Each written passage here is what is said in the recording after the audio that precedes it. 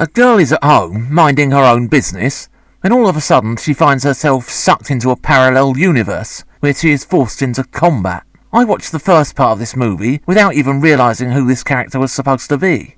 In the King of Fighters games, she has a bubbly, energetic personality, and so the actress decides to play her as though she's constantly in a trance.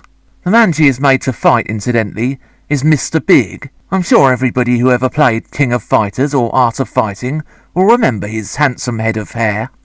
Mia's boyfriend is Iori Yagami, who is a cultured, gentle and sophisticated man who... Hang on a minute! In the game, wasn't he a complete psychopath? Yes, an antisocial maniac who loses his temper at the drop of a hat. And this really just gets at the main problem in this film. It's a generic martial arts movie. The makers of the film have obviously said, well, let's just name some of the characters after the people in King of Fighters. That'll keep the fans happy. The alternative universe of combat, incidentally, can be reached via a Bluetooth earpiece. In that alternative dimension is Rugal Bernstein, who is determined to find an ancient relic that will awake some kind of snake god.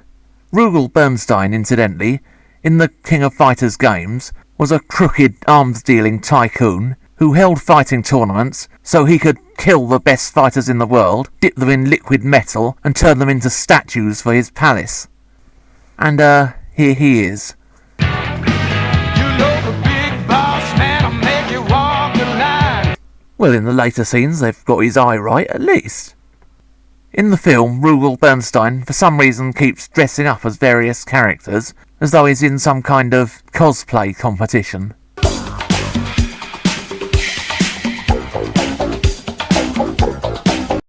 Terry Bogard is for some reason now a CIA agent, and Vice and Mature have been reduced to generic fighting girls.